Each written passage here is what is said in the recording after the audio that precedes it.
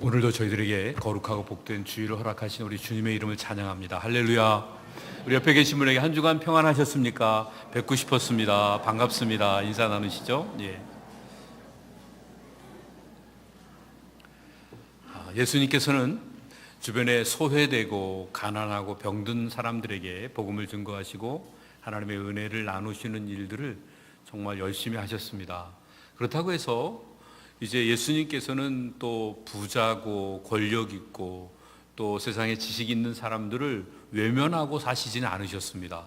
중요한 것은 예수님께서 이제 가졌냐 못 가졌느냐, 또 높은 자리에 있느냐 낮은 자리에 있느냐, 이것을 보신 것이 아니라 예수님의 말씀을 마음에 담고 그 말씀을 따라 살아가려고 하는지, 아니면 자기가 갖고 있는 생각을 그대로 움켜쥐고 그 생각대로 예수님의 말씀을 비추어서 자기에게 힘을 더하는 일들만 예수님을 따라가려고 하는지, 이런 부분에서 예수님께서는 세상 사람들을 이렇게 둘로 나누신 것을 보게 됩니다.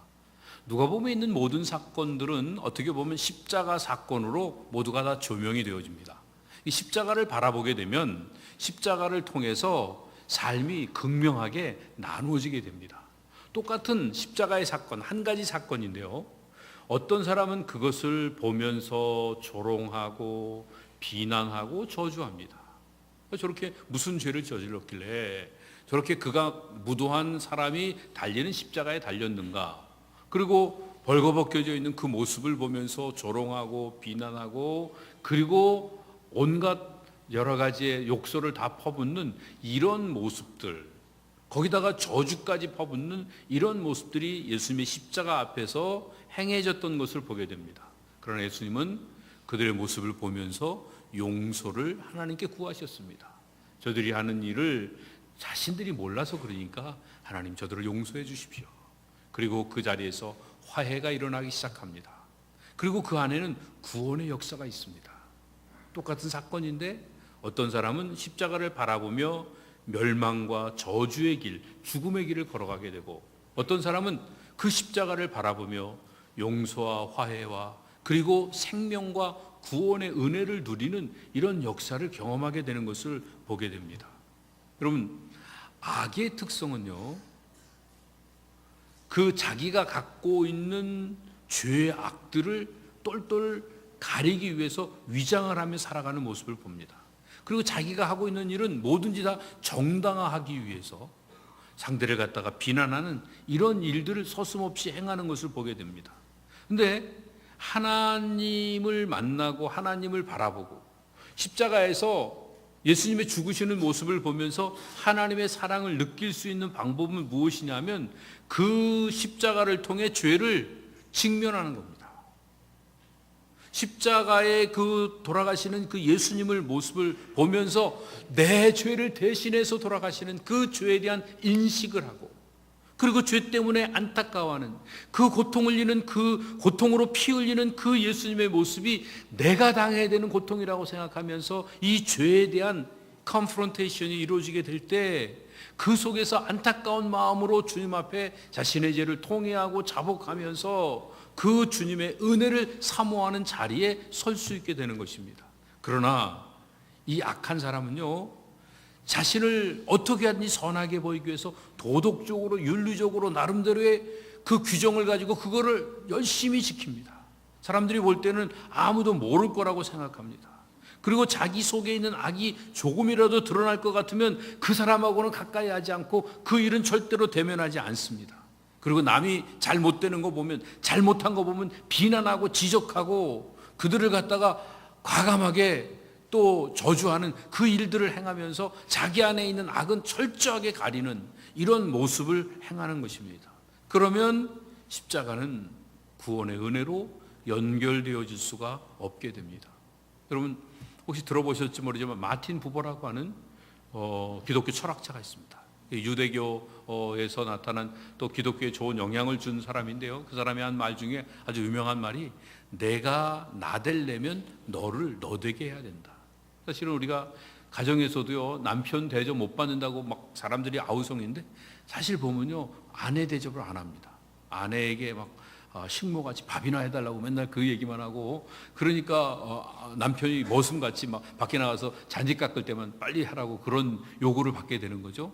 실제로 나를 나대게 하는 방법, 그거는 먼저 너를 너되게 만들어주는 거다 하는 이런 아주 유명한 이야기를 했습니다. 생기기도 멋있게 생기셨죠? 그분이 그런데요, 이런 이야기를 했어요. 악한 사람들이 하는 대부분의 일들은 그 동기가, 모티베이션이 자기를 포장하고 위장하는 일들이기 때문에 자기를 위장할 수 있는 가장 쉬운 은신처를 교회로 삼는다는 거예요. 그러니까 교회보다 자기를 포장하는데 가장 좋은 은신처가 없다. 그 중에서도 특별히 교회, 이 서구 문화적으로 본다고 하면 교회의 직분자가 되는 건요, 악을 숨길 수 있는 아주 좋은 은신처가 되는 겁니다. 다른 사람들이 볼 때도 악이 가려질 뿐만 아니라 스스로도 악을 가리면서 나는 괜찮다라고 생각하고 살 수 있는 이런 장소가 교회의 직분을 받는 것보다 더 좋은 게 없다. 이렇게 이야기를 했습니다. 좀 기분 나쁜 얘기긴 해요. 그 목사가 되는 거, 장로가 되는 거, 권사가 되는 거, 집사가 되는 거, 이게 그러면 그런 것과 연결될 수 있는가 생각해 보니까 그럴 수 있더라고요.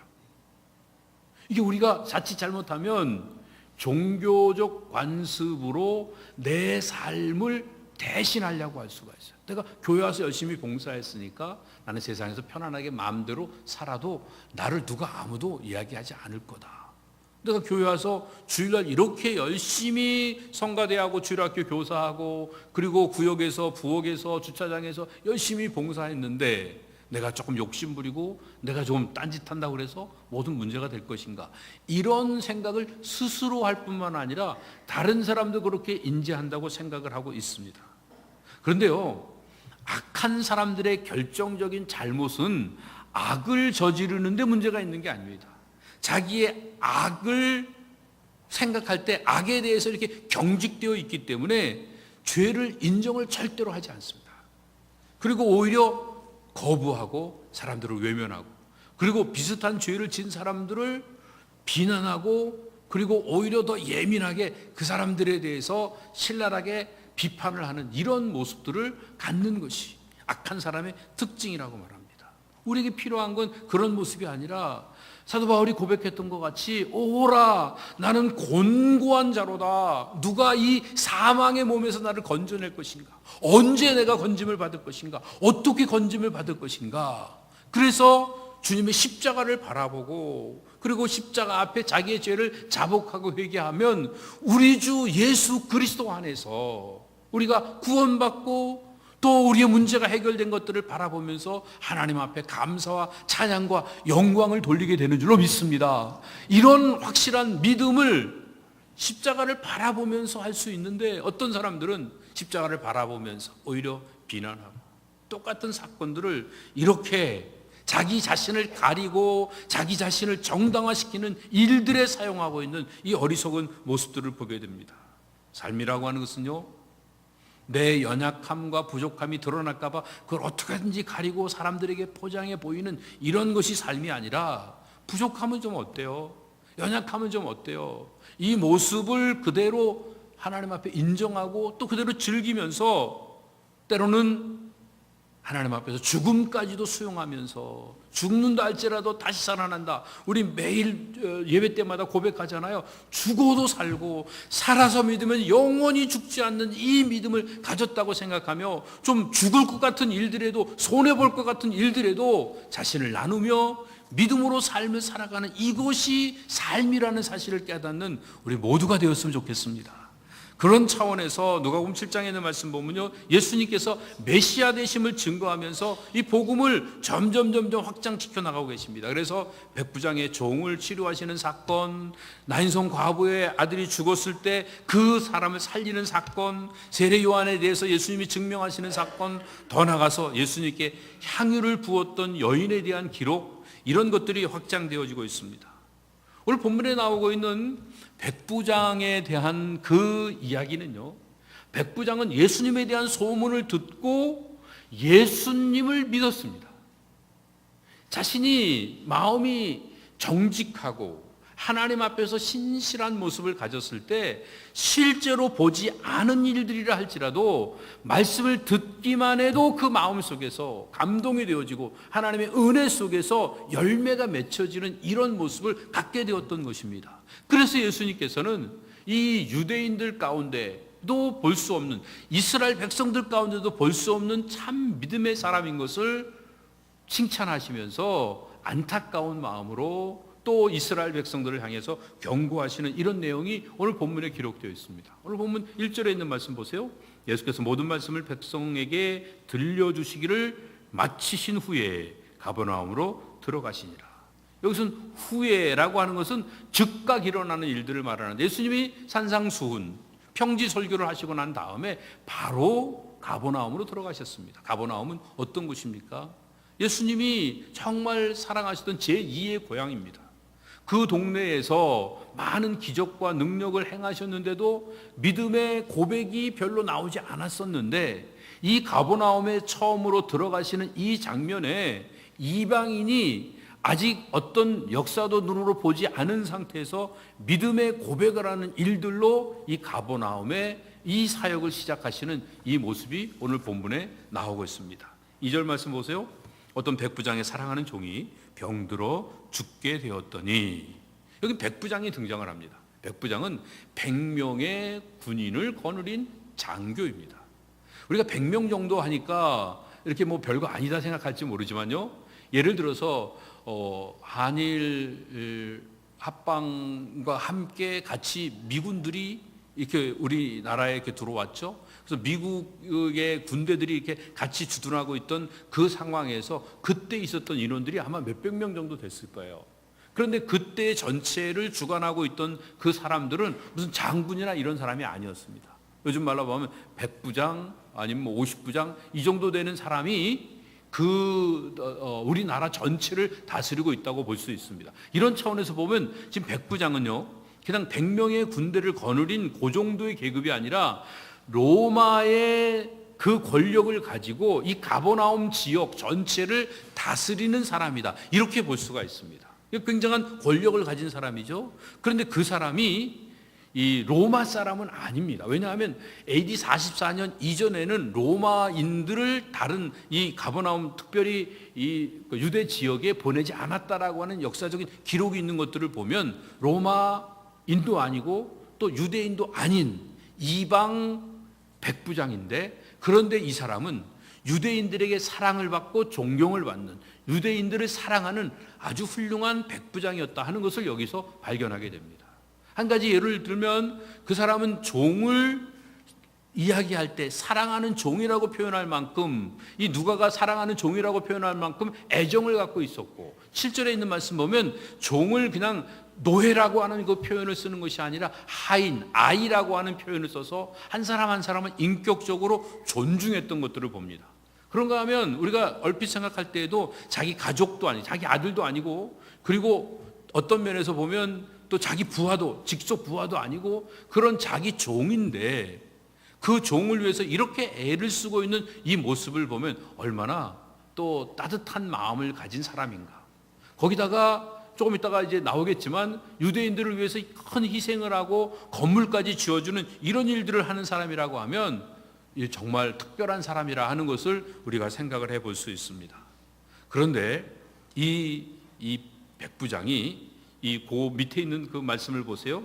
3절에 있는 말씀, 예수의 소문을 듣고 유대인의 장로 몇을 보내어 오셔서 그 종을 구원하시기를 청한지라. 예수님의 소문만 들었어요.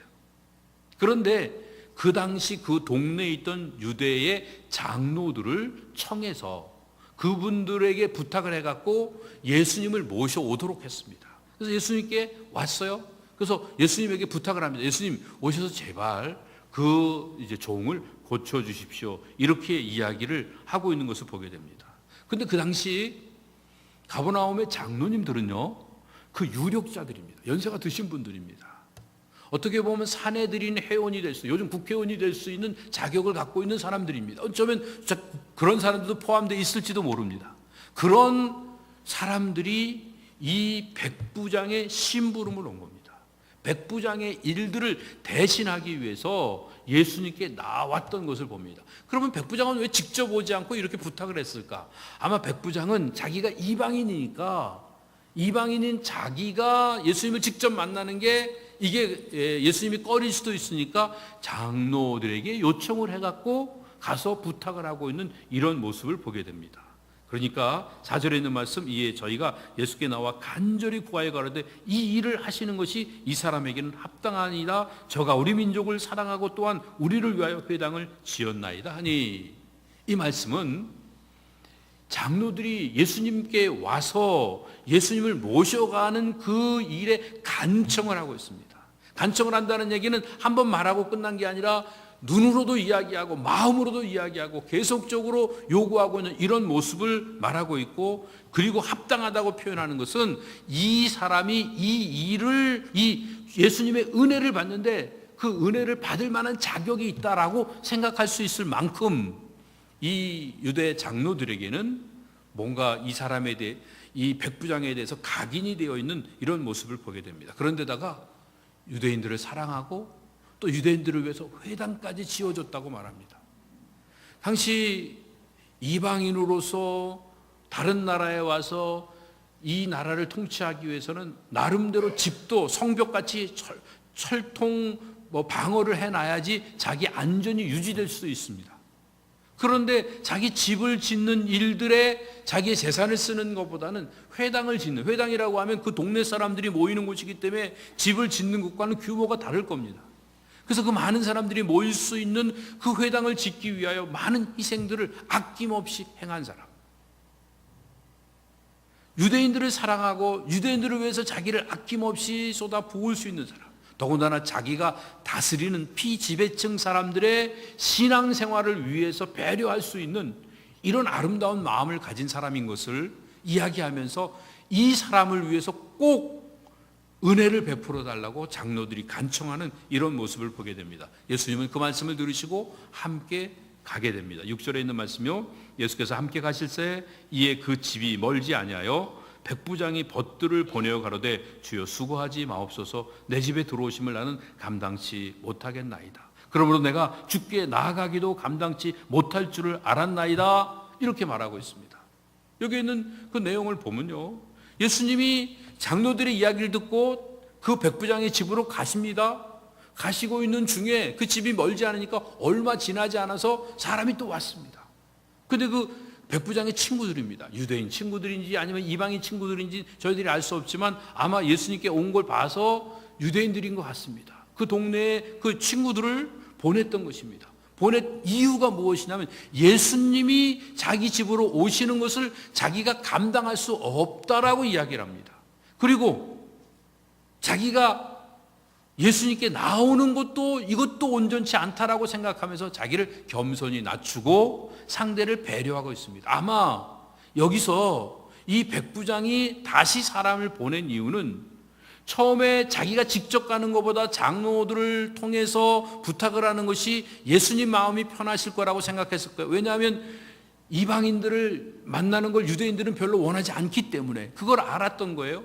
그래서 배려를 해서 장로들을 부탁을 해갖고 요청을 들어주고 그래서 그 일이 진행이 됐는데, 조금 이따 생각해 보니까 유대인인 예수님이 자기 집이 이방인의 집인데 들어오시는 것은 이것도 결례가 되고 이것도 문제가 될 수 있다라고 하는 생각을 하면서 예수님을 배려하기 위해서 예수님이 오시는 것을 감당치 못하겠다. 자기가 겸손히, 자기는 이방인이기 때문에 아무리 권력 있는 백부장이지만 이방이니까 자기는 감당치 못하겠으니까 예수님 오시지 마십시오. 거기서 끝난 게 아니라 자기가 예수님이 어떤 분이신가를 들어서 알고 있기 때문에 믿음을 가지고 말씀만 하시면 말씀으로 능력이 나타날 것을 고백하고 그리고 요청을 하고 있는 이 모습을 보게 됩니다. 그런데 그 밑에 뭐라고 표현하냐면 말씀만 하사 내 하인을 낫게 하소서. 8절이요, 저도 남의 수하에 든 사람이요 제 아래에도 군병이 있으니 이더러 가라 하면 가고 저더러 오라 하면 오고 제 정도로 이것을 하라 하면 하나이다. 여기에 있는 표현을 저도 남의 수하에 있다라고 하는 것은 어떤 권위 아래에 있다고 하는 것입니다. 자기가 누군가의 명령을 받고 순종하는 사람이라고 하는 사실을 깨닫고 자기도 자기 밑에 있는 사람들에게 명령을 하면 그대로 이루어지는 일들을 깨닫고 이것을 어디다 적용했냐면 말씀에다 적용한 겁니다. 예수님은 권세를 가지셨습니다. 온 천하를 다스리는 권세를 가지신 하나님의 아들이십니다. 메시아이십니다. 이 사실을 믿었기 때문에 자기가 명령하면 부하들이 듣는 것처럼 예수님이 명령하시면 어느 누구도 복종하지 않을 수 없다는 사실을 깨닫고 질병까지도 복종하게 될 것을 믿었던 것입니다. 이런 믿음을 가지고 말씀만 하옵소서. 그리고 친구들을 보냈던 이 내용을 오늘 만나게 됩니다. 그때 예수님께서 가시다가 다시 그 구절에서 들으시고 저를 기이 여겨 돌이키사 쫓는 무리에게 이르시되 내가 너희에게 이르노니 이스라엘 중에서도 이만한 믿음은 만나보지 못하였노라 하시더라. 기이 여겼다고 하는 것은 정말 놀랬다는 겁니다. 다른 곳에서 예수님이 기이 여기셨던 사건을 보면요, 믿음이 없는 것 때문에 너무 안타까워하시며 기이 여기셨는데, 그런데 여기서는 이방인이 믿음이 너무 아름다운 것들을 보면서 기이 여기시고, 그리고 내가 이방인이 이렇게 믿음이 좋은 거를 또 보지 못했는데, 이스라엘 중에도 보지 못했는데, 그러면서 이 사람을 칭찬하고 있는 내용은 단순히 이 사람에 대한 칭찬이 아니라 이스라엘에 대한 한탄하는 안타까운 마음을 여기서 토로하고 계신 것을 여기서 만나게 됩니다. 집에 돌아가 보니까 10절에 있는 말씀, 보내었던 사람들이 집으로 돌아가 보면 종이 이미 강건해졌더라. 이 강건해졌다는 건 육체적으로 움직이는데 아무런 지장이 없을 만큼 정상적인 상태로 돌아갔다고 하는 것입니다. 이스라엘 백성들이 하나님의 은혜를 받는 유일한 대상들이 아니라 이방인에게까지, 아니 이방인의 하인에게도 이렇게 은혜가 펼쳐지고 있는 이 모습을 보게 됩니다. 주님은 온 인류를 구원하기 위해서 오셨다는 사실을 여기서 암시해 주고 있는 것입니다. 이런 그 차원에서 백부장의 믿음을 한번 돌아보십시오. 순간적으로 감정으로 해서 생긴 이런 믿음이 아닙니다. 하나님 앞에서 신실한 주어진 삶을 살았습니다. 이웃들을 돌아보고 정직하게 자기 자신의 내면을 살펴볼 수 있었습니다. 그러니까 자기의 종이지만 함부로 대하지 아니하고 한 인격체로서 얼마나 아플까 힘들까, 내가 도울 수 있는 방법이 무엇일까를 찾으면서 이 삶의 현실 속에 자기의 연약함을 직시하면서 자기의 어리석음들을 직면하면서 그리고 예수님께로 나아가는 이런 모습을 갖게 되었을 때 말씀을 듣기만 했지만, 소문을 듣기만 했지만 그 안에 예수님에 대한, 예수님의 말씀의 권위에 대한 믿음이 생긴 것입니다. 이것은 하나님의 선물인 줄로 믿습니다. 누구에게 주시는 선물입니까? 신실한 자들에게 자기의 내면을 들여다보고 하나님 앞에서 자기를 깨트릴 수 있고 겸손히 낮아져서 자기의 연약함을 인정할 수 있는 용기를 가진 자에게 주시는 하나님의 선물이 믿음인 줄로 믿습니다. 이런 믿음을 가졌기에 자기 하인이 건강을 찾게 되었습니다. 이런 믿음을 가졌기에 백부장 주변에 있던 사람들이 이 백부장을 존경해서 백부장의 일을 자기 일처럼 나서서 장로들이 예수님께 찾아가고 친구들이 예수님께 찾아가서 간청을 하는 이런 모습을 보게 됩니다. 성경에 보면요, 신실한 삶을 사는 자들, 하나님 앞에서 정직한 삶을 사는 자들, 그런 삶을 사는 자들을 하나님이 기뻐하십니다. 그런데 그 기뻐하시는 거로 끝나지 않고요, 그 기뻐하시는 삶의 자리 옆에는 언제나 은혜와 복이 넘치는 아름다운 역사가 계속 일어나게 되는 것을 봅니다. 왜요? 하나님이 편들어 주시니까. 오늘 달리기를 하는데 뛰다가 보니까 맨꽁치예요. 그래갖고 이게 너무 거리가 떨어져서 이제는 포기하고 그래야 되겠다 싶었더니 다 뒤로 돌아. 그래서 거꾸로 뛰니까 내가 1등해서. 이런 감격스러운 순간들이 얼마나 많아요, 여러분. 여러분 경험 못 해보셨어요? 분명히 내가 잘못한 건데 그 잘못한 것 때문에 내 인생이 이렇게 아름다워지고, 내가 공부 못 해갖고 대학 떨어져갖고 그래갖고 왔다 갔다 하다가 예쁜 아가씨 만나갖고 그래서 결혼 잘하고, 그래서 또 내 인생이 이렇게 달라지고, 제 얘기는 아니에요. 그런데 그런 경험을 한 사람들이 얼마나 많이 있습니까? 여러분, 그러나 거기에는 무언가 다른 것들이 있습니다. 백부장의 일상적인 모습을 보세요. 자기 하나 살기도 바쁘지 않아요? 더군다나 이 방에 와서 이 정말 모든 사람들을 다스리는 일들을 하려면 누가 적이고 누가 나를 해야 할지 모르는 이런 위기감을 가지고 있을 터인데, 그 동네 사람들을 위해서, 자기가 다스리는 피지배계층 사람들을 위해서 자기를 아낌없이 내놓는 이런 모습. 어느 사장님이 직원이 아프다고 자기 재산을 털어갖고 그 직원을 돕고, 직원이 마음 상했다고 자기 자존심을 포기하고 직원을 위하고 있는 이런 모습, 이게 얼마나 아름다운 이야기입니까?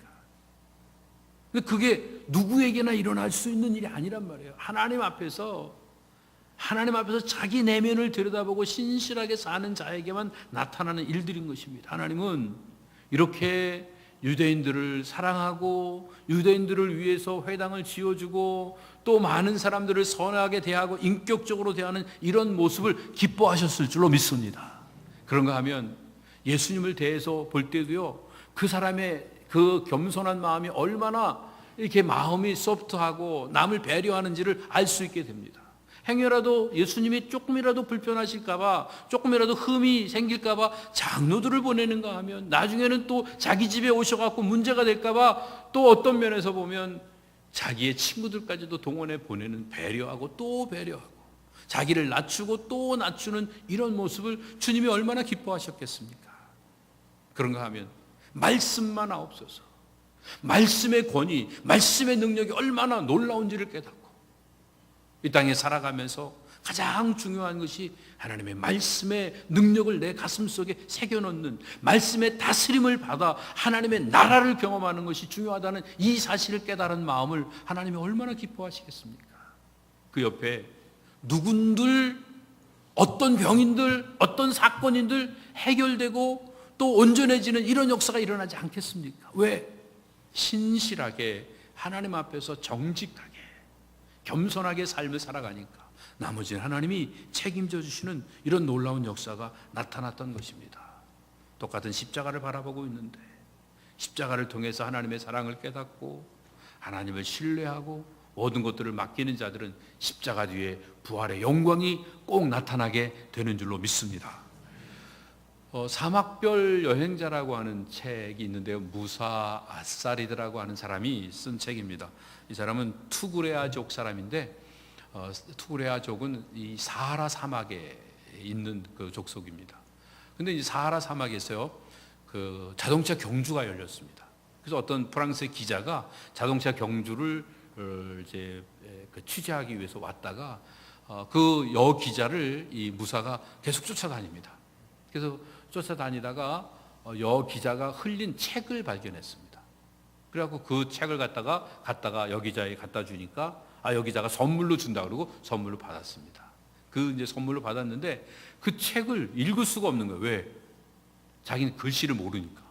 글씨를 하나도 몰라갖고 그 글씨를 배우기 위해서 집에서 30km나 떨어져 있는 그 먼 곳에 다니는 학교를 계속 다녔어요.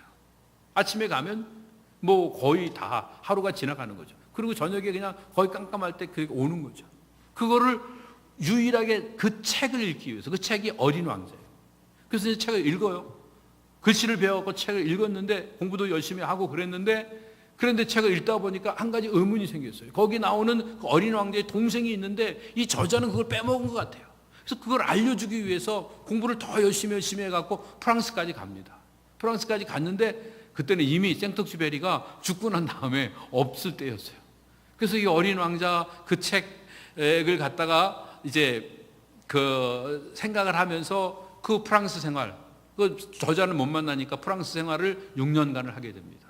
근데 거기서 너무 다른 걸, 사막에서 생활하고 도시 생활하고 너무 다른 걸 느껴갖고 이걸 어떻게 살아야 될지 몰라갖고 너무 고민을 합니다. 그러다 친구에게 물어봅니다. 이 친구가 옆에서 지켜보더니 한숨을 쉬면서, 야 무사야, 이 시간이 돈이란 말이야. 그런데 너같이 그렇게 살아갖고는 여기서는 아무것도 할 수가 없어. 근데 무사는 생각합니다. 시간은 돈이 아니지, 시간은 삶이지. 어떻게 시간이 돈이 되는가? 사람들이 사는 거 보면 자기는 답답한 거예요. 왜냐하면 미래의 모든 좋은 걸 얻기 위해서 현실을 다 낭비하는 거예요. 하루를 제대로 살아가는 사람을 만난 적이 없어요. 오늘 하루를 제대로 살아야 미래가 저절로 우리에게 온다고 하는 이 사막의 정신이 없는 거예요. 그러니까 바쁘게 건성건성하면서 뭔가 얻으려고 그렇게 애를 쓰며 살아가는 그런 모습이 너무 안타까웠습니다. 근데 더 안타까운 것은요, 거리에 노인들이 소외되어 있는 모습을 봅니다. 사람들이 아무도 관심을 갖지 않습니다. 점점 쓸쓸하게 외롭게 죽어가고 있는 노인들이 곳곳에 일어나고 있는 이런 모습을 봅니다. 그러나 사막에서는 그렇지 않았습니다. 사막에서는 어떤 속담이 있냐면 노인 하나가 죽는 것은 도서관이 하나 없어지는 것과 똑같다. 왜냐하면 노인에게 그 무한한 지혜와 그 무한한 그 능력이 차곡차곡 쌓여서 사람들에게 전달되기 때문에 우리가 이렇게 잘 살 수 있는 거지, 노인의 지혜가 없으면 이 사막에서 어떻게 우리가 살아갈 수 있겠냐, 사람들은 그렇게 생각하고, 그래서 나이 들어가는 것들은 늙어가는 게 아니라 성스러워지는 거라고 사막에서는 생각을 했었는데, 그런데 사람들은 점점 노인을 무시하고 있는 모습을 봅니다. 삶이 점점 피폐해져 있는 이런 모습을 봅니다. 그래서 무사가 어떻게 살아야 될지 고민하고 있는 이런 내용의 글이 적혀 있는 이 책입니다. 여러분, 우리 인생을 어떻게 살고 있습니까? 보다 나은 삶을 살기 위해서 오늘을 무시하고 현실에 만나는 사람들을 무시하고 어떻게 하든지 더 많은 것들을 갖고 더 높아지고 더 편안하게 잘 살기 위해서 바둥바둥하는 이런 안타까운 삶을 살고 있지는 않습니까? 예수님 말씀하십니다. 이스라엘 중에서도 이만한 믿음을 만나보지 못하였노라. 이만한 믿음을 만나보지 못하였다고 하는 것은 그냥 뚝 떨어진 것이 아니라 하나님을 향해서 마음이 열리고 신실하게 한 영혼 작은 한 사람 한 사람도 그냥 지나치지 않고 자기의 내면과 연결해서 그 자기의 종의 아픈 것까지도 안타깝게 여기며 자기의 최선을 다해서 그 사람을 도우려고 했던 그 모습 가운데 하나님의 선물로 부어진 것이 이만한 믿음인 것입니다. 그런데 이방인 중에서 이만한 믿음을 보셨는데 이 유대인들 가운데는 이런 믿음을 볼 수가 없었던 안타까움을 우리는 읽을 수 있어야 합니다. 예수님의 그 안타까운 마음, 왜 하나님의 은혜는 홀로 다 받아놓고 하나님의 그런 놀라운 은혜와 복을 풍성히 받은 우리가 왜 하나님의 은혜에 대해서 감사할 줄을 모르고 그리고 하나님에 대해서 온전한 믿음도 갖지 못하게 되는가? 그 이유는 한 가지입니다. 감사가 없는 이유는요, 믿음의 눈이 없으니까. 왜 믿음의 눈이 안 생깁니까? 마음에 진실하지 않으니까. 자기 내면을 진실되게 바라보지 못하니까. 믿음의 눈이 없고 믿음의 눈이 없으니까 감사보다 불평불만하며 살아가는 이런 모습을 봅니다. 그러나 주님 보시기에 신실했던 믿음을 가진 백부장은요, 진실한 마음을 가지고 살았습니다. 겸손하게 자기 내면을 보고 다른 사람들의 연약함들을 느끼며 삶을 살았던 것입니다. 거짓은요, 눈에 보이는 세상 속에서 누군가에게 자기 자신을 잘 보이기 위해서 살아갈 때 저절로 나타나는 게 거짓입니다. 진실은요, 하나님의 말씀 안에서 내가 그 말씀을 따라 순종하는 삶을 살면 내 안에 하나님의 통치가 이루어질 때 그때 하나님의 다스림을 받으며 나타나는 게 이게 진실한 마음인 것입니다. 눈에 보이는 것들이 우리에게 거짓을 약속합니다. 눈에 보이는 것들 쫓아가면 뭔가 얻을 것 같습니다. 아니, 얻었습니다. 그런데 막상 그걸 움켜쥐고 보면 썩은 구더기가 나고 그 일로 인하여서 우리의 삶이 더 피폐해지는 안타까운, 그것 때문에 옥사가 돼서 끌려다니는 일들이 얼마나 우리에게 많이 있습니까? 이런 현상에 끌려다니면서 많이 가진 척, 많이 아는 척, 뭔가를 또 할 수 있는 능력이 있는 척 하고, 그리고 또 내면적으로는 좀 더 하면서 더 많이 갖기 위해서 안간힘을 쓰고 살아가는 이런 안타까운 모습을 우리는 스스로 발견할 수 있어야 됩니다. 시편 90편에 있는 말씀 보면 사람은 존귀하다고 말씀하십니다. 그러나 장구하지 못합니다. 만약에 사람이 깨달음이 없다고 하면 짐승과 같다고 말하고 있습니다. 이 깨달음은 뭡니까? 하나님 앞에서 신실한 삶을 사는 자가 하나님의 편들어 주심을 받는다, 하나님의 도우심을 받는다고 하는 이 사실인 것입니다. 요시아는 이것을 깨달았습니다. 그래서 그는 왕으로서 자기의 권한을 행사하는 일들을 하나님 보시기에 정직히 행했다고 말하고 있습니다. 그래서 다윗의 길을 걸어갔습니다. 다윗의 길을 걸어간 사람은 어떤 사람입니까? 생명이 무엇인지 알았습니다. 그래서 하나님 앞에 진실되게 삶을 살았던 사람들, 그런 사람들을 성경에서는 다윗의 길로 걸어갔다 이렇게 말하고 있습니다. 여호수아 10장에 있는 말씀 보면요, 여호수아가 전쟁을 하는데 전쟁에 이기기 위해서 이 해가 떨어질까 봐 걱정을 하다가 하나님 앞에 기도를 합니다. 태양아 달아 머무르라. 기브온 위에 아얄론 골짜기에 머무르라.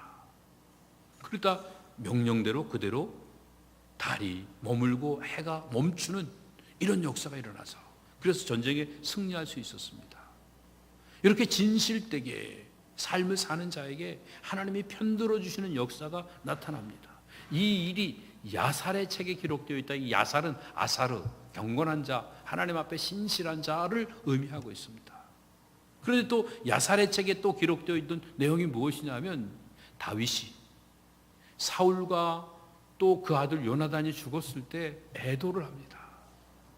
그 애도한 내용이, 그리고 애도한 그 내용 자체가 야살의 책에 기록되었고 백성들에게 들려줘서 백성들이 다 함께 애도를 하도록 했습니다.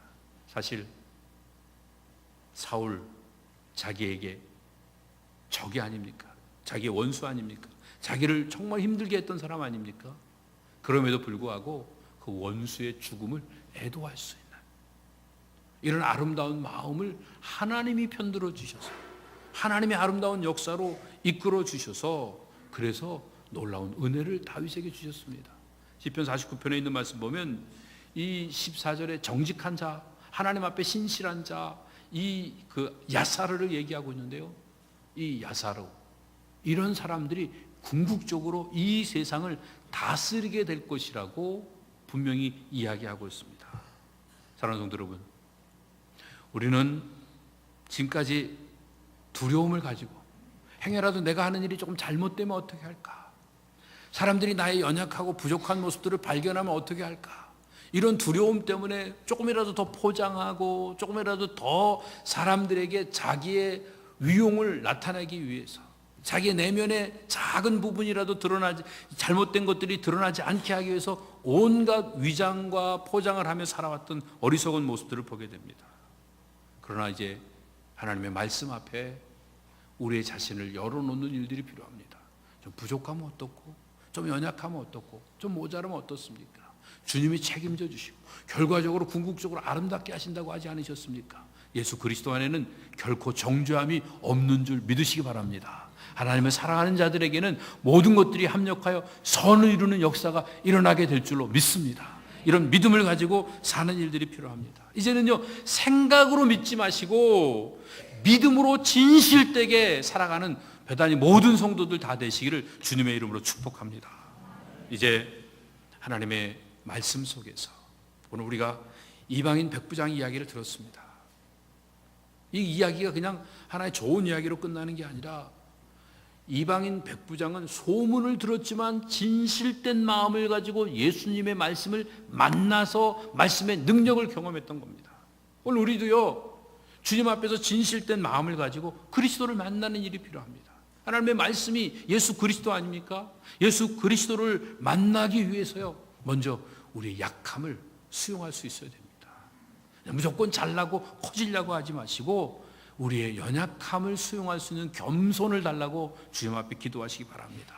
그리고 또 우리의 악함이 얼마나 가증된 악함이 있습니까? 이 악함을 드러내놓을 수 있는, 이 직면할 수 있는 진실된 용기가 필요합니다. 그래서 나는 죄인입니다. 나는 부족한 사람입니다. 나는 연약합니다. 누군가가 잘못하면 나는 더 큰 죄인이라고 하는 사실을 믿음으로 고백할 수 있어야지. 조금만 잘못한 사람은 다 돌 던지고 그 돌멩이로 인해서 튀는 그 피가 나한테 안 튀기기 위해서 나는 온갖 그 비닐을 뒤집어 쓰고서 포장하고 있는 이런 어리석은 삶을 계속 반복적으로 살아가면 종교야말로, 이 기독교야말로 위장소가 되어지고 또 직분이야말로 우리를 갖다가 외식하는 사람으로 만드는 가장 좋은 툴이 되어지는 안타까운 일들이 우리 가운데 생길 수밖에 없게 되는 것입니다. 이제는 겸손과 또 하나님이 주신 진실된 용기를 가지고 십자가의 구원의 능력 그리고 하나님 나라의 자유의 기쁨을 온전하게 누리며 믿음으로 살아가는 배단이 모든 성도들 다 되시기를 예수님의 이름으로 축복합니다. 아버지 하나님, 은혜와 사랑 감사를 드립니다. 오늘도 우리 연약하고 부족한 모습들을 주님 앞에 내어놓아야 되는데 또 가리기 위해서 우리 잘난 것들을 들고 나와서 다른 사람들과 비교하고 또 다른 사람들이 연약한 모습을 정죄하고 비판하는 가운데 자신을 또 가리는 이런 못난 일들을 반복하고 살아가고 있는 어리석은 모습을 주님 앞에 고백합니다. 이제 주님 앞에 진실된 삶을 살기를 원합니다.